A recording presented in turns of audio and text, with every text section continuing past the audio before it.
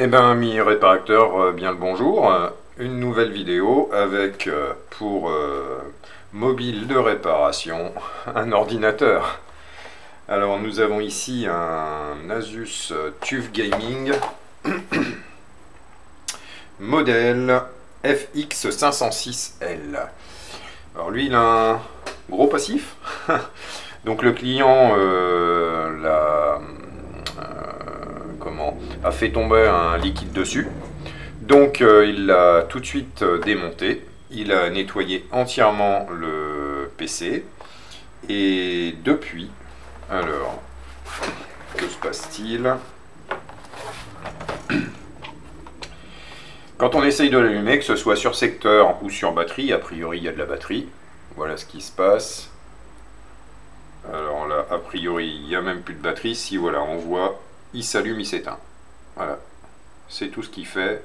Brièvement, il s'allume, il s'éteint, avec un petit tic, ce qui semble indiquer qu'il y a probablement un court-circuit quelque part. Donc on sait déjà que ce n'est pas le rail 19 volts, parce que s'il y avait un court-circuit sur ce rail, il ne s'allumerait pas du tout. Donc manifestement, peut-être une alimentation extérieure.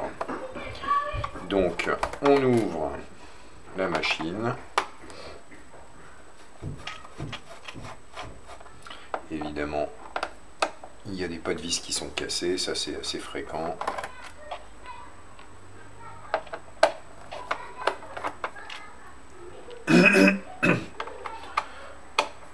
Encore merci pour tous les petits commentaires sympas, les petits pouces, les petits likes sur la dernière vidéo, c'est assez sympathique.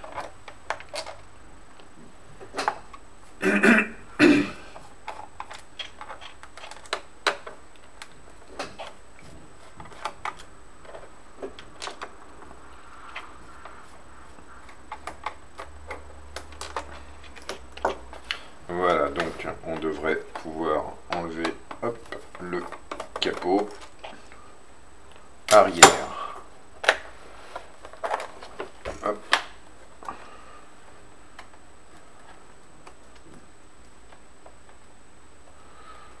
Alors toujours faire attention sur cela, il faut y aller gentiment parce que les grilles d'aération risquent d'être cassées au démontage. Donc toujours y aller mollo.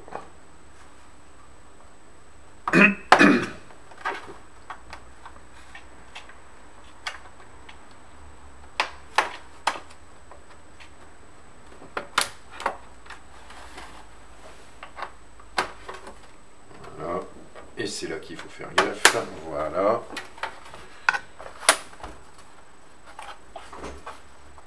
Allez hop. Et ici toi. Voilà. Et le PC est ouvert. Alors ce que je propose, c'est déjà de faire une petite inspection visuelle au microscope, voir si on n'a pas quelque chose d'anormal visuellement.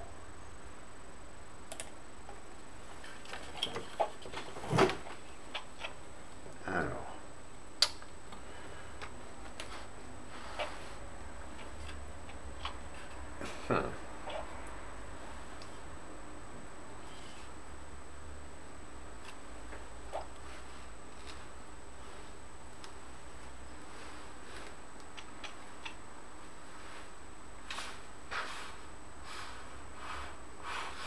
Non, bah comme ça, ça a l'air plutôt impeccable. On ne voit même pas de traces d'oxydation.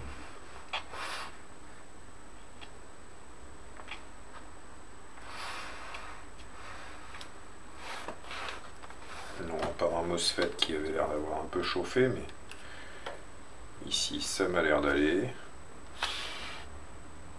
Non, de ce côté-ci en tout cas, rien de flagrant. Alors, je vais commencer déjà par vérifier que la batterie soit bien chargée et qu'elle soit à sa tension nominale, à savoir 11 volts 4. On devrait avoir quelque chose comme 12 volts. Hop, une petite masse quelque part ici. J'ai 11 volts 5. Donc la batterie est bien chargée. Elle alimente bien la carte mère. Si je vais sur les MOSFET d'un RAID 19 par exemple, je devrais avoir ma tension ici, ce qui est le cas. Donc déjà, ici ça va. Vu qu'il s'allume, on sait déjà qu'on a nos tensions 5 et 3 volts SUS logiquement. Donc je vais sûrement les retrouver quelque part. Bon, ça va être le processeur.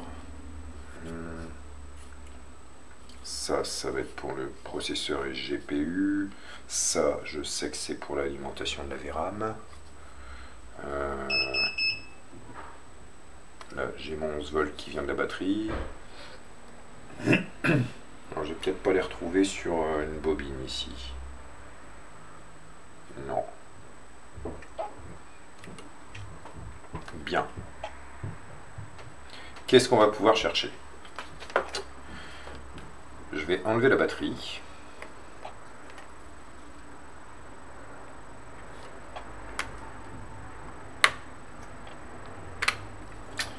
Et on va déjà regarder si on a un court-circuit sur une des sorties. Ce qui serait quand même assez étonnant, mais ici, ça va. Là, ça bip, mais ça veut pas dire que c'est forcément un court-circuit. Là, j'ai 41 ohms, ça c'est certainement l'alimentation du PCH. Ici. Waouh! Ah! Alors, je sais pas ce que j'ai là, mais c'est vraiment bas. Ouais, c'est très bas. Donc, là, je pense qu'on a l'alimentation peut-être de la RAM. Ça serait à voir, ça.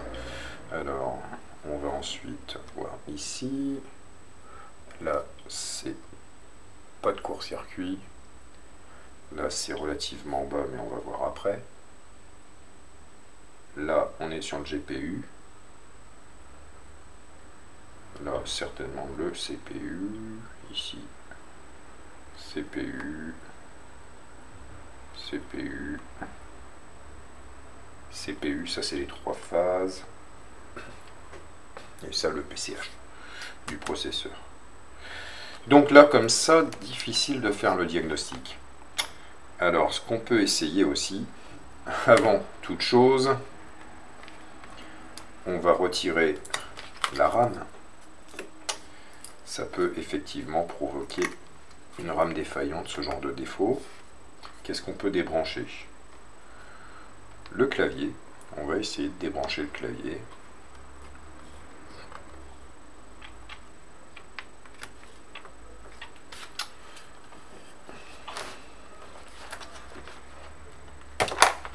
Hop. Est-ce qu'on a toujours... J'entends un tic.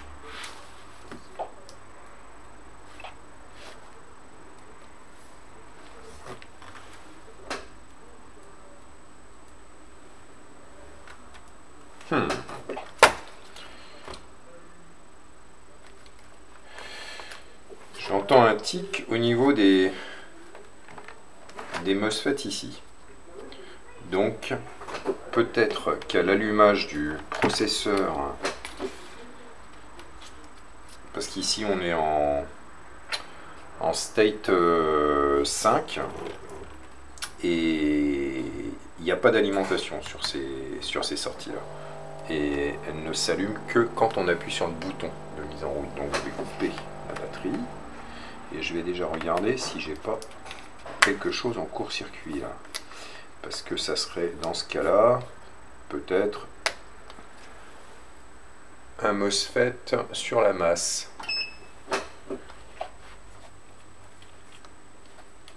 Alors ici.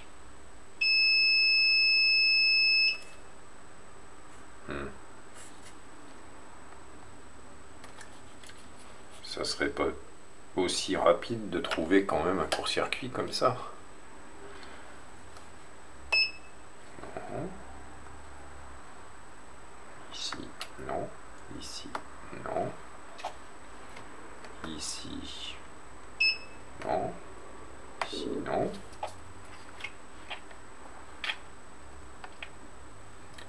Non. Un peu flou pour vous. Hop. Et ici. Tiens.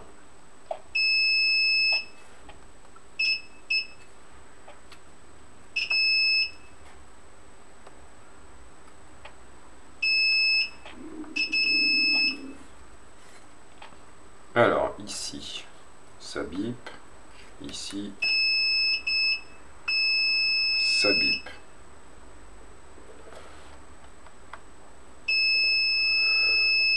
Et c'est vraiment un court-circuit franc là.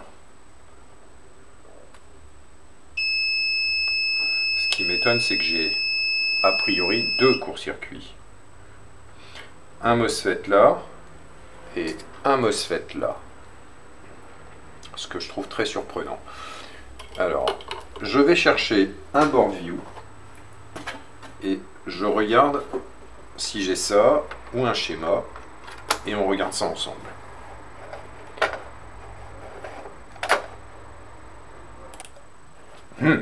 Alors, difficile d'avoir un schéma pour ce PC là, mais j'ai quelque chose qui ressemble, en tout cas dans la logique. Donc je vais vous montrer ça. On a ici un petit schéma que j'ai trouvé sur internet.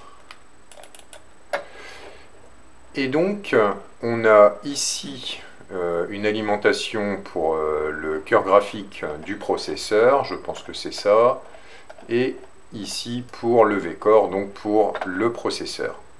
Et on voit exactement nos trois phases qui vont alimenter ici le processeur, puisqu'en fait les trois bobines sont reliées ensemble et vont alternativement faire baisser la tension Vin du rail général 19 volts en entrée ici, pardon. Voilà. Hop, on va faire un petit zoom, voilà. Donc on va avoir notre 19 volts qui va être haché par ces deux MOSFET et celui-là. Quand ceux-là vont s'ouvrir, la tension va monter ici normalement vers les 1-2 volts, quelque chose comme ça. Tac, tac, tac, tac, je ne vois pas la tension, mais ça doit être dans ces eaux-là. Et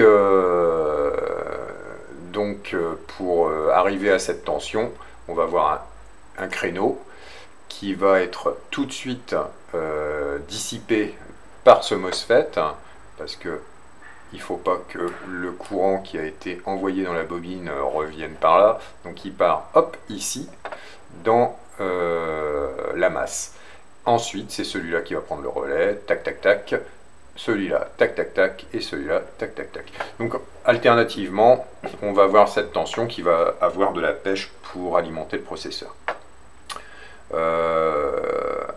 Alors, quand on a un MOSFET qui se met en court-circuit sur un de ces rails, ça peut être le drame. Si c'est un MOSFET qui va vers la masse, bon, ça va. Si c'est un MOSFET qui va vers le V-Core, et ben là ça va pas, parce que s'il se met en court-circuit, celui-là par exemple, va passer 19 volts qui va aller directement atterrir dans le processeur, et là c'est fichu. Donc si je reprends mes petites mesures, on peut avoir le piège de mesurer ici par rapport à la masse. Évidemment, on aura une résistance qui sera très faible si on mesure, hop, ici sur la source. J'ai grandi un petit peu de trop là, j'ai déplacé ma fenêtre, voilà. Toc, ici, voilà, hop. Alors c'est pas facile parce que il veut pas me prendre. Voilà. purée. Alors, saisir. Hop, mode lecture, mode plein écran, fenêtre.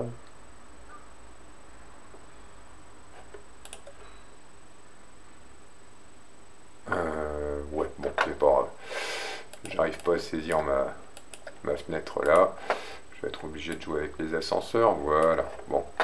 Donc si on prend sa mesure, ici évidemment, sur la source de celui-là, on aura la masse. Donc il est tout à fait normal que ça bip.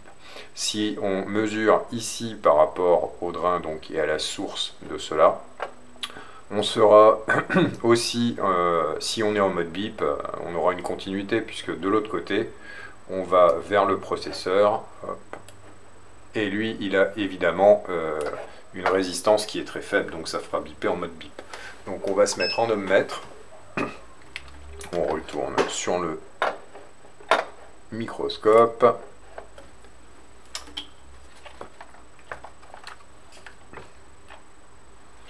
Et donc là, on peut voir à peu près, je ne sais pas si vous avez pu voir, on va prendre celui-ci par exemple, ce qui me semble être logique, voilà. Allez, on centre ici. Et on va se remettre sur le schéma. Donc, on va pouvoir regarder sur le schéma. Toc. Ici, on a les deux MOSFET, c'est les deux petits. Ici, on a notre bobine. Et ici, on a le MOSFET qui va, je pense, aller envoyer le courant sur la masse. Donc, en caméra, ça donne ça. Les deux petits ici. Le gros MOSFET. Et la bobine. Donc évidemment, là je suis en mode ohmmètre, on n'entend rien. Donc si je mesure ici, j'ai 0,22. Donc à mon avis, on est pile poil sur la masse.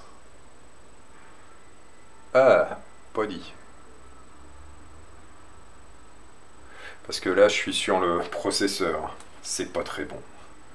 0,22, c'est vraiment très faible quand même. Là j'ai 0,18 et là j'ai 0,22. C'est vraiment très faible pour un processeur. J'ai malheureusement peur qu'il faille admettre. Aïe aïe aïe. Bon, bah, je pense que le problème il est déjà trouvé. Alors, ce que je vais faire, je vais enlever le radiateur. Et on va pouvoir juger à la caméra thermique. Mais je pense que notre processeur, là...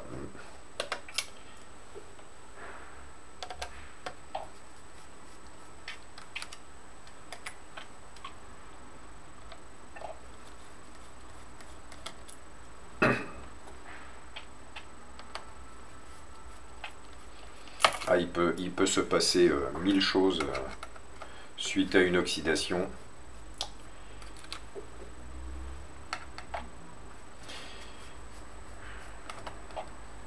Alors pour la petite histoire, le client qui a voulu sécher rapidement son PC qui était mouillé, il a commencé à le faire au décapeur thermique. Bon, je vous recommande pas de le faire, hein. C'est définitivement une très mauvaise idée.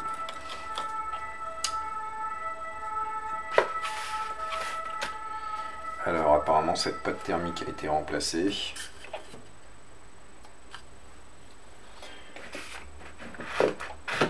Alors je remets la batterie.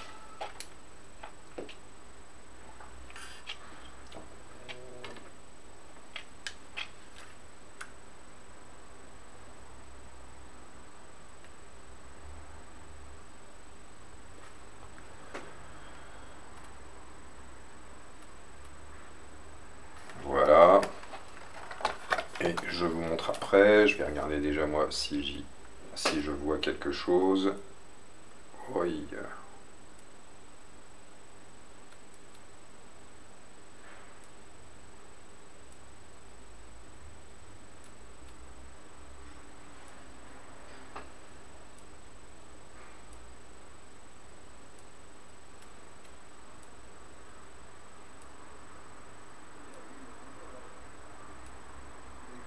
Aïe aïe. Bon ben voilà, fin de l'histoire. Donc je vais vous montrer ce qui se passe sur ce malheureux PC. Et cette résistance me paraissait vraiment très faible. Je vais essayer de vous montrer ça. Non pas à la caméra là, je vais vous montrer ça avec ma deuxième caméra. Je recrée une petite fenêtre et j'arrive. Alors, nous voilà sous caméra thermique. Et donc, là, on est pile au-dessus du processeur. Et je vais appuyer sur le bouton de mise en route. Et regardez bien, faites bien attention, regardez le die qui est au milieu. Vous voyez? Voilà. Donc ce petit flash ne devrait pas apparaître sur un processeur. C'est un court-circuit interne. Normalement, quand on allume un PC et que le processeur est à nu comme ça, il devient uniformément rougeoyant sur la caméra thermique parce qu'il chauffe très vite.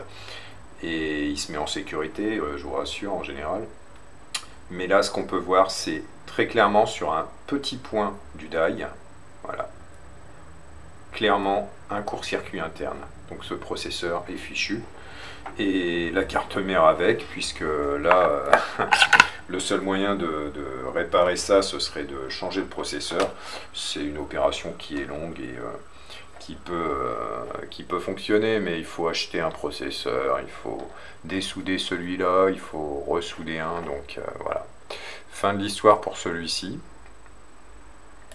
J'espère au moins que c'est instructif pour vous, même si c'est pas une vidéo de réparation, mais un enterrement. Donc voilà, je vais prévenir le client que malheureusement son PC n'est pas réparable, qu'il faut remplacer la carte mère. Alors la petite histoire de tout à l'heure, c'est que il a voulu nettoyer, donc sécher la machine au décapeur. Les touches n'ont pas tellement apprécié, je ne sais pas si vous pouvez voir à ce niveau, mais elles sont un peu déformées par la chaleur. Donc même le châssis en lui-même nécessiterait quelques ajustements, d'autant que je ne sais pas si le clavier a reçu de l'eau et il fonctionne bien. Mais voilà, fin de l'histoire pour celui-ci. Alors c'est une vidéo que je voulais faire en espérant pouvoir réparer ce PC. J'ai pas eu beaucoup de PC ces derniers temps, et étonnamment beaucoup d'électroménagers. Donc on fera des petites vidéos de réparation d'électroménager, éventuellement si j'en ai des intéressantes. Voilà. Passez une bonne soirée, et puis une bonne journée, évidemment, tout dépend du moment où vous regardez cette vidéo. Et à une prochaine pour une réparation, cette fois j'espère. À bientôt.